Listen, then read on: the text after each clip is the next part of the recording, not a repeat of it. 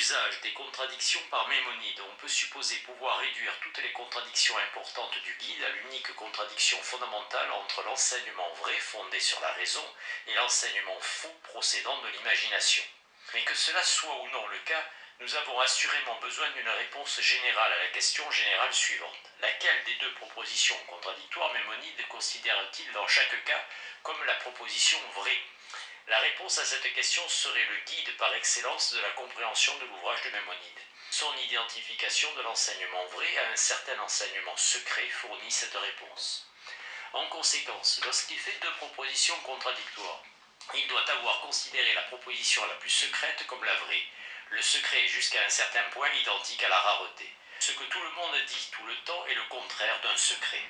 Nous pouvons par conséquent établir la règle suivante. Les deux propositions contradictoires du guide ou de tout autre ouvrage de Maïmonide, la proposition qui apparaît le moins fréquemment ou qui n'a qu'une seule occurrence était pour lui la vraie.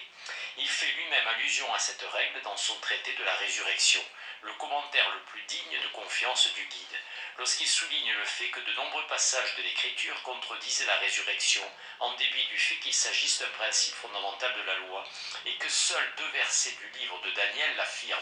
Il énonce presque cette règle lorsqu'il déclare dans le traité mentionné que la vérité d'une proposition n'est pas augmentée par sa répétition, ni diminuée parce que son auteur ne la répète pas. Tu sais que la mention du principe fondamental de l'unité, c'est-à-dire son mot, le Seigneur est un, n'est pas répétée dans la Torah. Pour résumer, Maïmonide enseigne la vérité non pas en toute franchise mais de façon secrète. Autrement dit, il révèle la vérité aux hommes instruits, capables de comprendre par eux-mêmes et simultanément il la cache aux vulgaires. Il n'existe probablement pas de meilleure manière de cacher la vérité que de la contredire. En conséquence, Maïmonide énonce des propositions contradictoires sur tous les sujets importants. Il dévoile la vérité en l'énonçant et il la cache en la contredisant. Mais la vérité doit être énoncée d'une manière moins visible que sa contradiction, car sinon elle deviendrait accessible aux vulgaires. Et ceux qui sont capables de comprendre par eux-mêmes sont en mesure de découvrir l'énoncé caché de la vérité. C'est la raison pour laquelle Maïmonide répète aussi souvent que possible les opinions conventionnelles convenables aux vulgaires ou acceptées par lui, mais énonce aussi rarement que possible des opinions non conventionnelles qui contredisent les premières. Or, une proposition contredisant une autre proposition en est d'une certaine manière la répétition, s'y conformant sur presque tous les points et ne s'en distinguant que par quelques ajouts ou omissions. Par conséquent, nous ne pouvons être en mesure de reconnaître la contradiction que grâce à un examen très attentif de chaque mot, si petit soit-il, des deux propositions concernées. Les contradictions sont l'axe du guide. Elles montrent de la manière la plus convaincante que l'enseignement véritable de ce livre est scellé, et elles montrent en même temps la voie pour parvenir à cet enseignement, alors que les autres stratagèmes utilisés par Maïmonide contraignent le lecteur à faire des conjonctures sur le contenu de l'enseignement vrai. Les contradictions lui offrent tout à fait ouvertement cet enseignement vrai dans l'une des deux propositions contradictoires. En outre, alors que les autres stratagèmes ne forcent pas en eux-mêmes les lecteurs à regarder sous la surface, par exemple on peut considérer une expression inappropriée ou une transition maladroite, si même on les remarque comme simplement une expression inappropriée ou une transition maladroite, et non pas comme une pierre d'achoppement. Les contradictions, une fois découvertes, les contraignent à se donner la peine de chercher l'enseignement véritable. Pour découvrir les contradictions, ou pour comprendre quelle proposition contradictoire Maïmonide tenait pour la vraie, nous avons quelquefois besoin du secours des allusions. Prendre conscience de la signification des allusions exige un plus haut degré de compréhension par soi-même que le fait de remarquer une contradiction qui saute aux yeux. Les allusions sont fournies par la mise en œuvre des autres stratagèmes de Maïmonide. Pour rendre plus complète notre énumération de ces stratagèmes et pour ne pas faire mention des sophismes intentionnels et de remarques ironiques, nous préciserons brièvement en premier lieu notre remarque précédente sur l'usage considérable de mots de certains genres. Nous pouvons appeler ces mots des mots secrets. Sa terminologie secrète exige une étude spéciale fondée sur un index complet des mots qui ont ou qui peuvent avoir une signification secrète. Ces mots sont en partie ambigus, comme des exemples mentionnés plus haut, et en partie sans ambiguïté, comme Ada, Ni, Yun, Fik, Dunya. En dernier lieu, nous pouvons mentionner divers genres d'apostrophes au lecteur, d'épigraphes placés au début de l'ouvrage tout entier ou au début des parties. Un autre stratagème consiste dans le silence, c'est-à-dire l'omission de quelque chose de ce que seuls les hommes instruits ou les hommes instruits capables de comprendre par eux-mêmes omettraient. Prenons l'exemple suivant. Maïmonide cite 4 fois dans le guide, si je ne me trompe, expressément comme un propos d'Aristote et avec une approbation expresse ou tacite, la proposition selon laquelle le sens du toucher est une honte pour nous.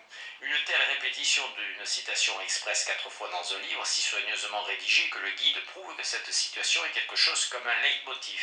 Or, cette citation est incomplète. Maïmonide omet 2 mots qui altèrent profondément sa signification. Aristote dit doxeien an dikaios et aphe, eponedistos eienki. Le toucher pourrait justement être tenu pour honteux. Maïmonide omet donc les 2 mots qui caractérisent le propos, comme un endoxo, une opinion généralement acceptée. Les lecteurs du guide, qui connaissent les enseignements du prince des philosophes, ont naturellement remarqué l'omission et ont compris que les passages dans lesquels est insérée la citation sont d'un caractère simplement populaire ou exotérique. Si l'on examine plus attentivement les 4 citations, on remarque que si dans la deuxième et dans la troisième citation Maïmonide mentionne le nom d'Aristote, mais non l'œuvre d'où elle est tirée, il cite expressément les Éthiques dans le premier passage, donnant ainsi à entendre que sa source est un livre principalement fondé sur des endoxas. Dans la dernière citation, Maïmonide ajoute la remarque selon laquelle la citation est littérale, mais 2 ou 3 lignes plus bas, alors qu'il parle de la même chose, il fait référence aux éthiques et à la rhétorique, autrement dit à 2 livres consacrés à l'analyse d'endoxa. Il ne peut y avoir de doute que Maïmonide écrit pleinement conscient du fait que sa citation d'Aristote était plutôt l'écho de l'opinion populaire que l'opinion philosophique. Il est encore moins douteux que Maïmonide, tout en donnant son accord à la proposition complète d'Aristote, à savoir que le sens du toucher est vulgairement considéré comme honteux, n'ait pas du tout cru au bien fondé de ce jugement populaire. En fait, il le contredit tout à fait ouvertement en niant qu'il n'existe aucune différence de dignité entre les sens et en attribuant à l'imagination du vulgaire la distinction entre les sens supposés être des perfections et ceux que l'on prend pour des imperfections. Dans Éthique à Nicomaque, je suis naturellement l'interprétation du passage cité sur laquelle se fonde la traduction arabe telle que la cite Maïmonide. Et il est juste que nous ayons l'opinion que ce sens est honteux pour nous. Le lecteur du guide familier des principaux sujets de controverse au Moyen-Âge comprendra immédiatement la portée de la citation tronquée de Maïmonide. La proposition d'Aristote, telle que la cite Maïmonide, fournit une justification excellente à l'ascétisme moral, que Maïmonide appellerait une outrance, et en particulier à une attitude ascétique envers la sexualité. Et le lecteur qui relève des passages en question dans le guide remarquera que l'une de ces citations tronquées est insérée dans ce que Munk nomme la définition générale de la prophétie. Une autre mission caractéristique est celle de l'immortalité de l'âme, ou de la résurrection du corps dont Maïmonide ne fait pas mention lorsqu'il entreprend explicitement de répondre à la question de la providence divine. Cela ne veut pas dire que Maïmonide ne fait pas ici mention de l'autre monde à propos d'opinions sur la providence qu'il rejette, ou dont il ne discute ni n'affirme la vérité. La phrase suivante, ce qu'il reste de l'homme après la mort, n'engage naturellement à rien en ce qui concerne l'immortalité de l'âme individuelle. Il commence son examen en rappelant l'argumentation philosophique contre la providence individuelle, fondée principalement sur l'observation selon laquelle les vertueux sont frappés par la misère, alors que les méchants jouissent d'un bonheur apparent. Il est par conséquent tout ce qu'il y a de plus troublant qui n'attache aucune attention à ce que Leibniz a appelé le remède qui est tout près dans l'autre vie. Il ne mentionne pas non plus ce remède dans son rappel explicite de l'opinion sur la providence caractéristique du sens littéral de la Torah. De notre côté, il explique ailleurs, dans le même contexte, le bien que tu auras à la fin, auquel fait allusion le Deutéronome 8, 16, comme étant la force d'âme acquise grâce aux privations subies par Israël dans le désert. Le quatrième et dernier genre d'allusion qu'il faut indiquer ici sont les Rashi Perakim. Cette expression que nous avons jusqu'ici rendue par tête de chapitre peut également signifier commencement de chapitre. Dans certains cas, en fait, Maïmonide nous fait d'importantes allusions grâce au mot initial ou au premier mot d'un chapitre. Le premier mot de la partie consacrée à l'explication rationnelle des commandements bibliques et le nom d'al-afal, les actions. Les afal, utilisés comme synonyme d'amal, constituent la deuxième partie de la loi, la première partie étant constituée de hara, opinion. Cette ouverture nous donne ainsi un signe que tous les chapitres précédents du guide sont consacrés aux opinions en tant que distinctes des actions qui sont enseignées ou prescrites par la loi. Les mots initiaux du premier chapitre consacré à la théodicée ou à la question de la providence sont l'expression « tous les corps qui naissent et périssent ». Ces mots indiquent que tout ce groupe de chapitres traite exclusivement des corps ou des âmes qui naissent et périssent, et non des corps ou des âmes qui ne naissent ni ne périssent. Que cette conjecture est exacte, d'autres remarques de Maïmonide le montrent. De cette ouverture, nous devons en outre tirer la conclusion que tous les chapitres précédents sont consacrés à des choses qui ne naissent pas et ne périssent pas, et en particulier à des âmes ou des intelligences qui ne naissent pas et ne périssent pas, autrement dit au Maasé Merkaba. Cette inférence est confirmée par l'affirmation de Maïmonide effectuée à la fin du chapitre 7 du livre 3, selon laquelle tous les chapitres précédents sont indispensables pour la compréhension convenable du Maasé Merkaba. Tandis que dans les chapitres suivants, il ne sera pas dit un mot, ni explicitement ni de façon allusive, sur ce thème très élevé. Pareillement importants sont les commencements du chapitre 24 du livre 3, qui s'ouvre par le mot ambigu « amr », qui peut signifier « chose », aussi bien que « commandement », et le commencement de tout premier chapitre de l'ouvrage tout entier. La nécessité nous a conduit à faire des remarques tellement hétéroclites et fragmentaires à propos des méthodes de présentation de la vérité de Maïmonide qu'il ne serait pas malvenu de conclure ce chapitre par une image qui pourra rendre son contenu principal plus familier au lecteur, plus soucieux de la question littéraire que de la question philosophique. Il existe des livres dont les phrases ressemblent à de grandes routes, voire à des autoroutes. Mais il existe aussi des livres dont les phrases ressemblent plutôt à des chemins tortueux, qui courent le long des précipices cachés par des fourrés, et même parfois le long de cavernes spacieuses et bien dissimulées. Les ouvriers diligents qui se pressent vers leur champ ne remarquent pas ces gouffres et ces cavernes, mais le voyageur nonchalant et attentif s'en avisera peu à peu et ils lui deviendront familiers. Car toute phrase n'est-elle pas riche en cachettes potentielles? Chaque nom ne peut-il être expliqué par une proposition relative qui peut profondément affecter la signification de la proposition principale, et qui, même si un écrivain soigneux l'omet, sera lu par le lecteur soigneux? De petits mots tels que presque, peut-être, en apparence, ne peuvent-ils pas opérer des miracles? Une proposition ne peut-elle recevoir une nuance de signification différente du fait de son énonciation sous la forme d'une phrase conditionnelle? Et n'est-il pas possible de cacher la nature conditionnelle d'une telle phrase en la transformant en une très longue phrase et en particulier en y insérant une parenthèse d'une certaine longueur? C'est à une phrase conditionnelle de ce genre que Maïmonide confie sa définition générale de la prophétie. 6. Le guide et le code. Comme nous l'avons vu, le guide est consacré à la vraie science de la loi, en tant que distincte de la science de la loi au sens habituel, le fiqh. Il reste à examiner si selon Maïmonide les deux genres ou les deux parties de la science de la loi sont d'une égale dignité, ou si l'une est supérieure à l'autre. Premiers arguments tendent à montrer que Maïmonide attachait une plus grande importance au fiqh, ou pour employer le terme hébreu, au Talmud, qu'il n'en attachait au sujet du guide. 1. Il nomme son code talmudique notre grand ouvrage, tandis qu'il décrit le guide en disant mon traité. 2. Le premier ouvrage a exercé une grande influence sur le judaïsme traditionnel et de ce point de vue le guide ne peut aucunement faire concurrence au Zohar, qu'il a surpassé de loin en ce qui concerne la profondeur de son action sur le peuple dès 2 ou 3 siècles après la publication du guide. 3. Même dans les circonstances profondément différentes du temps présent, le Mishneh Torah est susceptible de provoquer de grandes et profondes émotions chez ses lecteurs modernes, tandis que le guide n'a guère d'intérêt pour qui n'est pas historien. 4. Tandis que le sujet du Mishneh Torah est facilement déterminable, la question du champ auquel appartiennent les différents sujets du guide est extrêmement troublante. Il ne s'agit ni d'un ouvrage philosophique, ni d'un ouvrage théologique, ni d'un livre religieux. 5. Le code est appelé une répétition de la Torah, tandis que le traité est un simple guide pour ceux qui sont dans le doute. 6.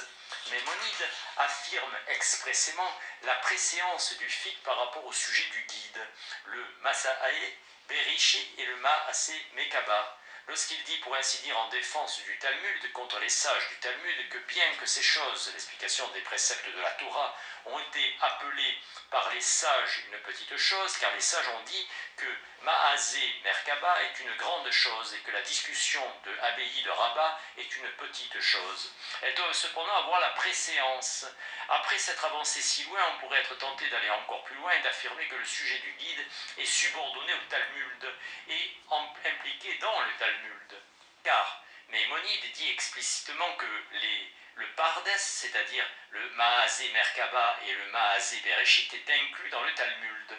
On pourrait renforcer cet argument par 8. Une allusion qui, en tant que telle, dans un livre tel que le Guide, est incomparablement plus significative qu'une affirmation explicite. Maimonide explique la vraie science de la loi au tout début de son ouvrage, tandis qu'il explique la signification du fiqh dans le tout dernier chapitre. Pour comprendre cette allusion, nous devons faire usage d'une autre allusion contenue dans les têtes de chapitre, du premier et du dernier chapitre. Le premier chapitre commence par le mot image, alors que le dernier s'ouvre par le mot sagesse. Cela indique que les lecteurs du guide doivent être conduits de l'image de la sphère de l'imagination à la sagesse, au royaume de l'intelligence. Le chemin que suivent les lecteurs du guide est une élévation du moins élevé au plus élevé, en fait de la connaissance la moins élevée à la connaissance la plus élevée. Or, le dernier des thèmes traités dans le guide est la loi proprement dite, c'est-à-dire les commandements et les interdits de la Torah, et non le Maaseh Bereshit et le Maaseh Merkaba, qui sont traités dans les parties précédentes. En conséquence, les préceptes de la loi, loin d'être une petite chose, sont véritablement le sujet le plus élevé. En fait, le terme est à la fin de la vraie science de la loi. 9. Cette conclusion est confirmée par une affirmation expresse de Maimonide, qui établit la hiérarchie de dignité croissante suivante. Petit a.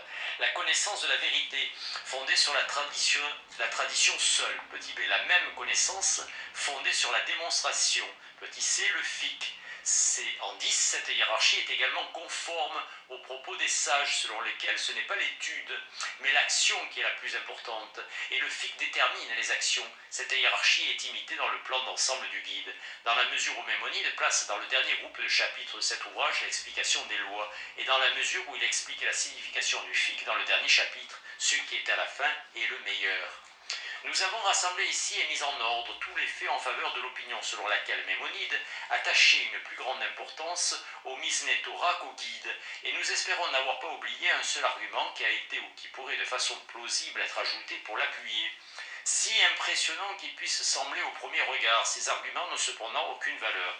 Le deuxième et le troisième argument sont entièrement insignifiants, car ils ne reflètent pas la conviction propre de Maimonide, mais traitent exclusivement de ce que d'autres ont pensé ou pensent de la question. Le quatrième argument ne peut pas non plus prétendre être pris sérieusement en considération, car il n'est pas, lui, non plus fondé sur un énoncé de Maimonide, et en outre la nature troublante du sujet d'un livre ne prouve pas nécessairement son rang inférieur. L'exemple de la métaphysique d'Aristote pourrait le montrer. Nous nous tournerons par conséquent vers les 7 arguments restants qui sont au moins en apparence fondés sur des affirmations explicites ou implicites de Maimonide. L'inférence tirée du fait que Maimonide appelle le Misné Torah notre grand ouvrage, et le guide mon traité est de peu de poids, car elle se fonde sur une allusion et rien de clair n'a jusqu'ici été produit pour prouver le fait que Maimonide était empêché de dire tout à fait ouvertement que la halakha a une dignité supérieure au sujet du guide, ou pour en montrer la raison. La désignation du Misné Torah comme un grand ouvrage peut fort bien faire plus référence à sa longueur qu'à sa prééminence, car il est tout à fait naturel qu'un code soit plus long que l'examen des racines, ou bien